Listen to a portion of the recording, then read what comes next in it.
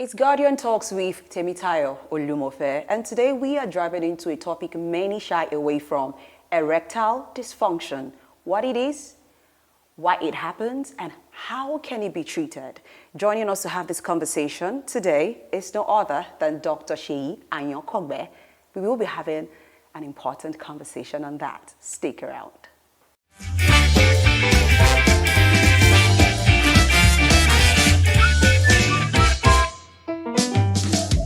Welcome to Guardian Talks, Dr. Seyi Ayankogbe, right? Thank you very much. That's correct. Yes.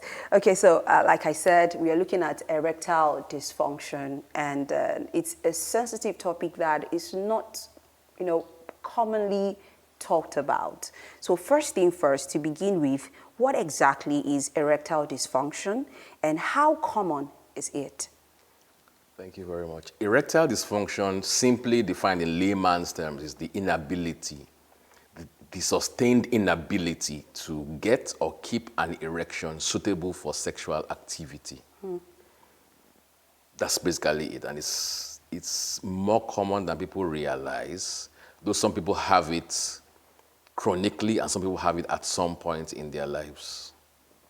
So usually it's estimated about 150 million men globally have, at one time or the other, either have suffered or are suffering from sexual illness, and it goes as high as 1 in 2 men in higher age groups. Oh, when you mean higher age groups, like 50? 70s, 80s, those age groups.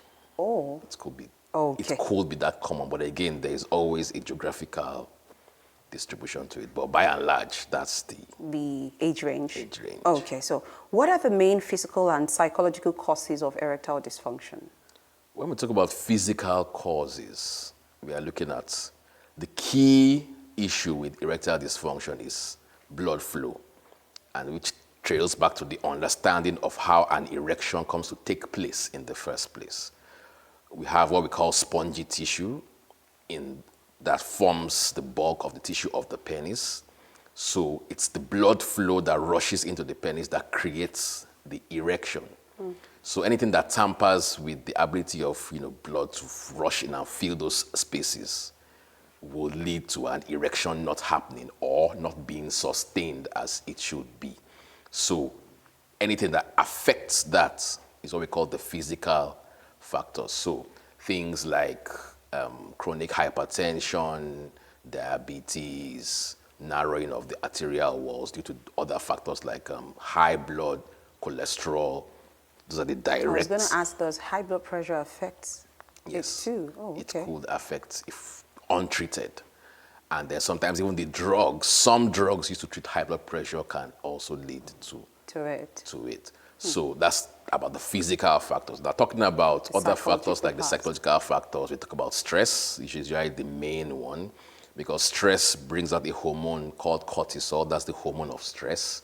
And once that happens, cortisol is known to be able to interfere significantly with sexual function generally. So that's how that comes to be. So stress is usually the main thing.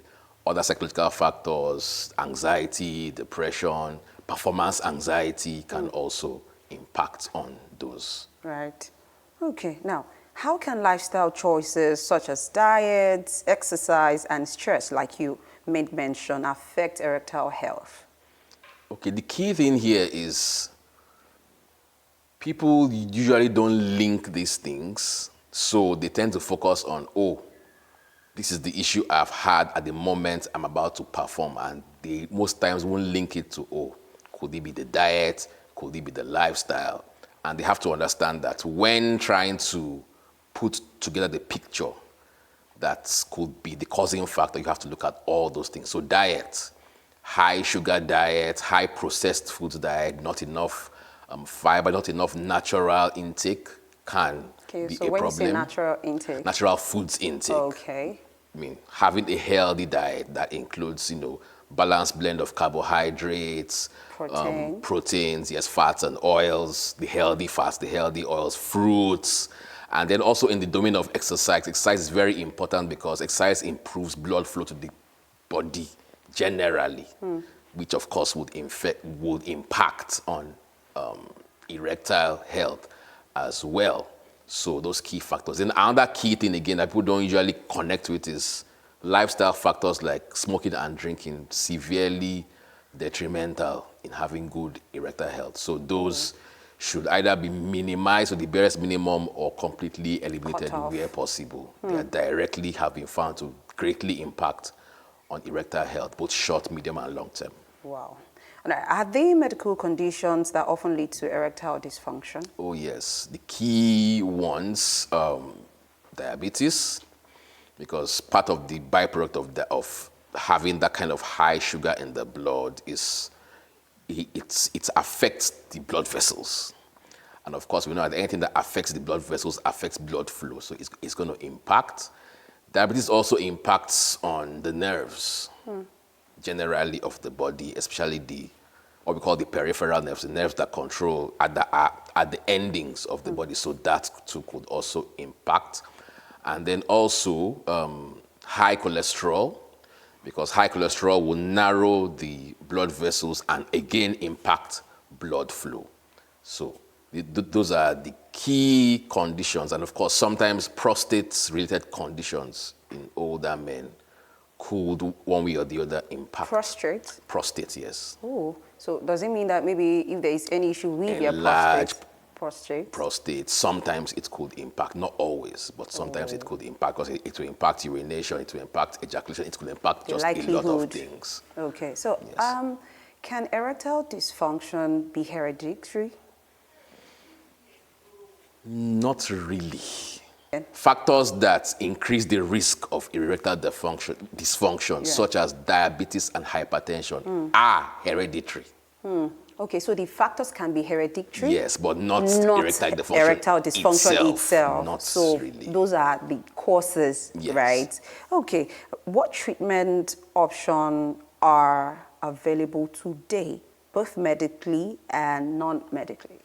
Okay, so the key issue when it comes to treatment is narrowing down the cause, which means you have to go on a case-by-case basis, which means if I have a patient coming to me and he has complained of this issue, I want to do a thorough investigation, basic blood work, check his blood pressure, check, of course, his age too is a factor. What is his lifestyle like? Is he drinking? Is he smoking? Is he an older person or a younger person? And of course, I want to run basic tests to check what is his blood work like, the sugar level, the blood pressure level, cholesterol, things like that. So you want to, first of all, rule out any obvious, immediate possible cause. Is he hypertensive? Is he diabetic? Does he have high cholesterol? So if all those are in the clear, and maybe his BP is also fine, his blood pressure is also fine, then you want to go deeper. Okay, this person is not having any of those common physical pointers. Let's look into his psychology. Is he stressed? Does he drink? Does he smoke? What has his sexual history been before now? Has there been a history of this in the past? Or is something coming up newly? Has his lifestyle changed in some way? Is he being more stressed at work? Is he having some other issues on the home front? So you want to look at it more holistically. And then once you're able to narrow the possible likely causes, then you can now say, okay, this will be the treatment plan. So that's if the person is not having any medical conditions from the high blood pressure, yes, hypertension, exactly. diabetes, and the likes, that you can look at the psychological part. Okay, what is going on? Let's delve deeper into that. Okay. So a lot of times, it's usually a combination. So you may have somebody who maybe has high sugar and then is stressed. Stressed, right? So sometimes there could be one physical factor and one factor that you have to now take in combination, where you say, okay, let's deal with the blood pressure while we also deal with some other factors, maybe stress or psychology or other things. So at the beginning of the show, you made mention of the age range where maybe this ED happens to some men. Have we had any experience of men that are younger who experience erectile dysfunction? Definitely. The issue we have with younger men is younger men tend to they are more in denial. So what do you mean by denial? Denial means that so they will talk to their friends. They will probably want not to believe that I'm having this. So they will probably try other options, both over the counter. So they probably go for Viagra, they probably go for some other natural, herbal medications or some other things. So maybe when all that has failed, then they realize that, okay, this is a bigger problem.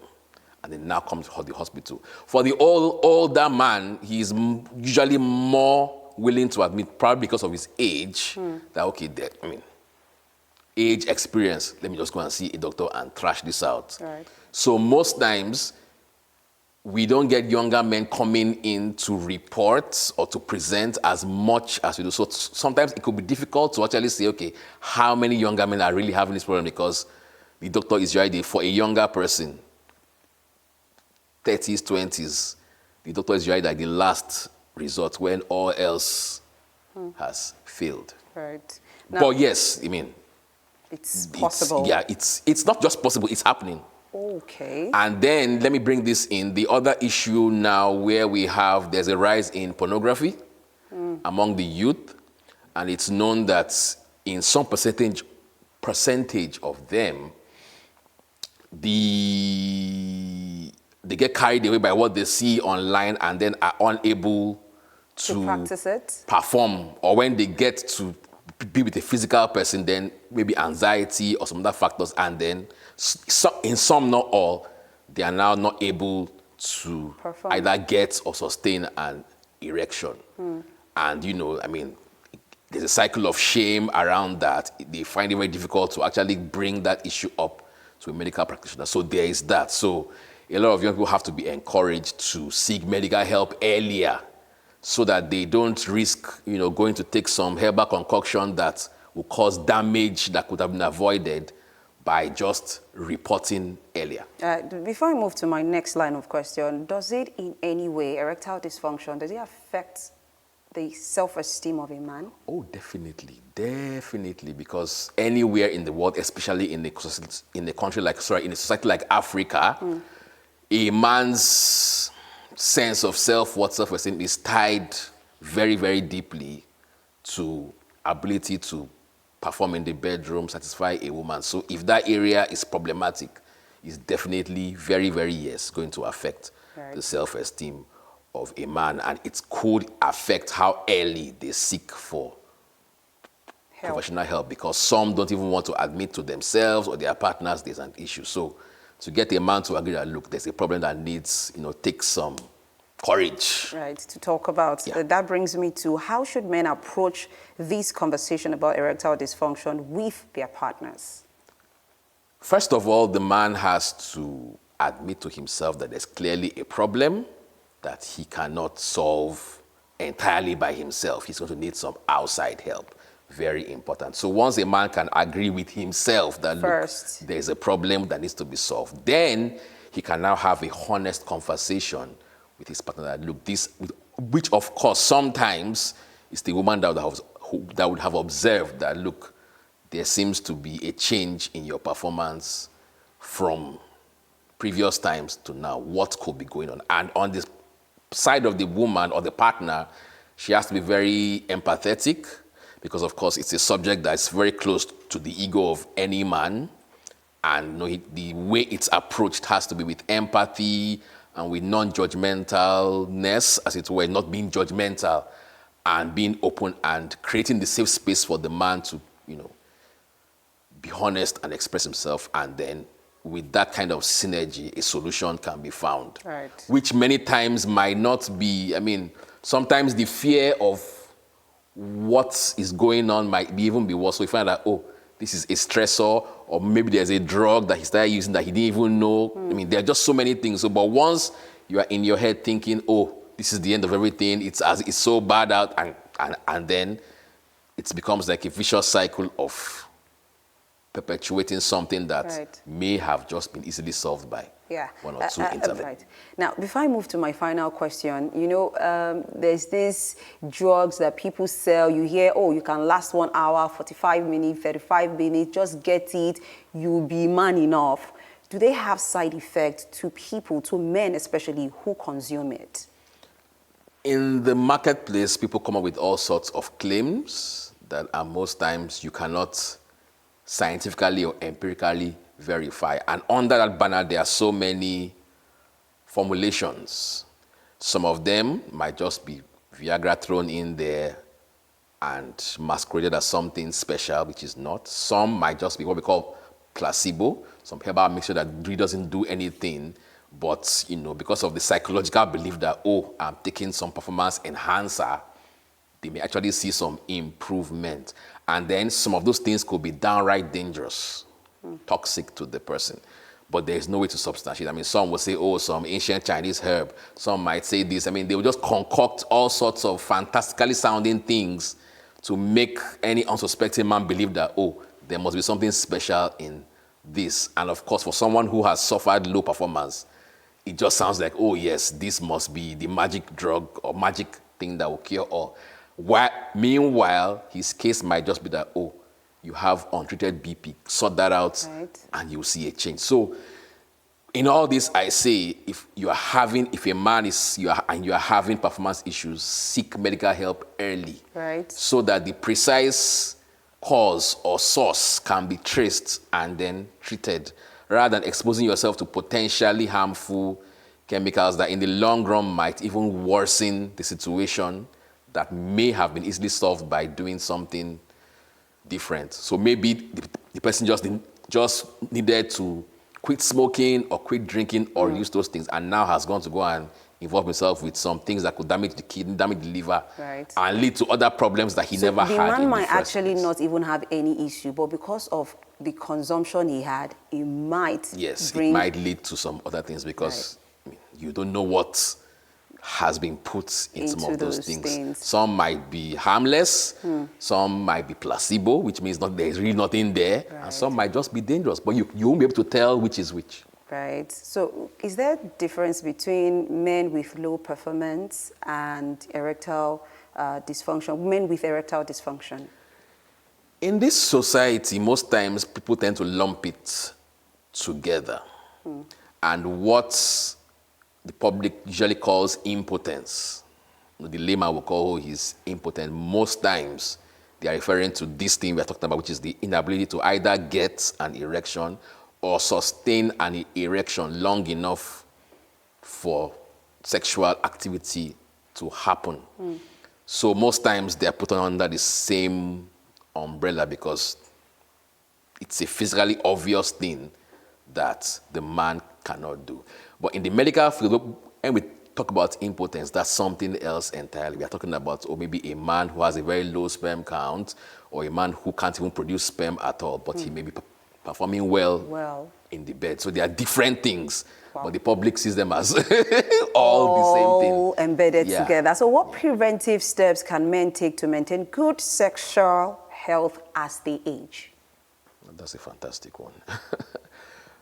The interesting thing with questions like this is the things men should be doing to improve their sexual health are the things men should be doing anyway.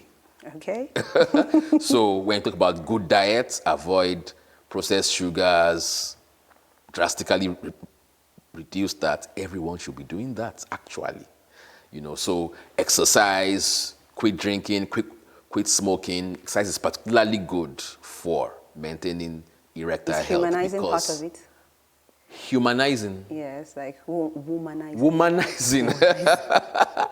That's controversial because it's controversial because, it's not proven. There are people who womanize out of, because if they believe, I have to be with so many women to improve my performance, that's something that's in their head, and it may be completely unrelated to the issue at hand. So that one is neither here nor there. It's a societal construct as far as I'm concerned. So, but when you talk about the actual actionable things that have been proven to improve, exercise is very important because blood flow improves. And then, of course, blood flow, diet, exercise, diet, don't drink, don't smoke. And then on the psychological side, so maybe that's where that comes in, because at least before someone can womanize, he has to be very, very socially. You can't be someone who is not socially outgoing and, have that kind of experience. So being someone that is having a vibrant social life, should I say, definitely improves the psychological aspect, and finding ways to reduce stress, which can be a hard one because we are in a very stressful World. country, world. You know, so, but I mean, being intentional about finding ways to reduce stress Right. and those kinds of things. Yeah. So these are things we should be doing anyways. So. Right. Oh, It's all been impacts. an intelligent conversation with Dr. Seyi Ayankogbe, right? Yeah, you got it. Yeah. Perfectly. Thank you so much for sharing your expertise with us. I mean, I want to believe that this is going to be so useful to men out there and even to their partners to enlighten them about, erectile dysfunction. Remember, the first step to solving a problem is talking about it. And this has been Guardian Talks with Temitayo Olumofe. Remember to stay healthy and stay safe. Bye for now.